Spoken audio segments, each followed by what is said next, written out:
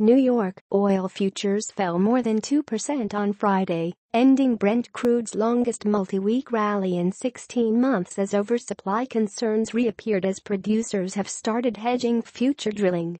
Brent futures settled down 2.4%, or $1.38 a barrel, to $55.62, snapping a 5-week winning streak that was the longest since June 2016. For the week, Brent lost 3.3%. U.S. West Texas Intermediate (WTI) crude dropped $1.50 to $49.29, a 3% decline, putting losses on the week at 4.6%.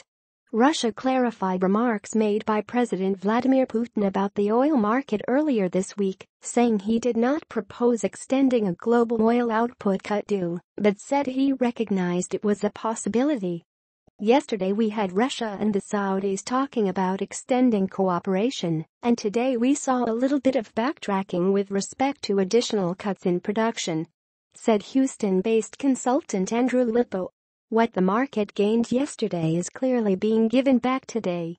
The prospect of extended oil production cuts by the Organization of the Petroleum Exporting Countries and other producers led by Russia had supported prices in recent sessions.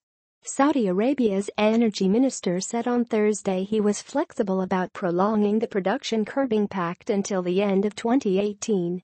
However, concerns linger about growing U.S. crude exports due to a hefty WTI discount to Brent prices, which makes U.S. oil more competitive. U.S. crude exports rise to a record of nearly 2 million barrels per day last week, and the growth in U.S. production to 9.56 million bpd has fanned some concerns about oversupply. Producer hedging has picked up as oil hit $50 a barrel, according to Bank of America analysts, who said that, if producers keep boosting hedging, they can limit the sensitivity of production to spot hit prices and continue to increase output in 2018.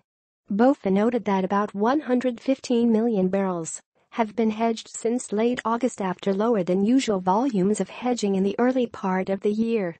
Supply may be somewhat restricted in the coming week, however, as the impending arrival of Tropical Storm Nate had already shut in 70% of offshore U.S. oil and gas production, according to the U.S. Bureau of Safety and Environmental Enforcement.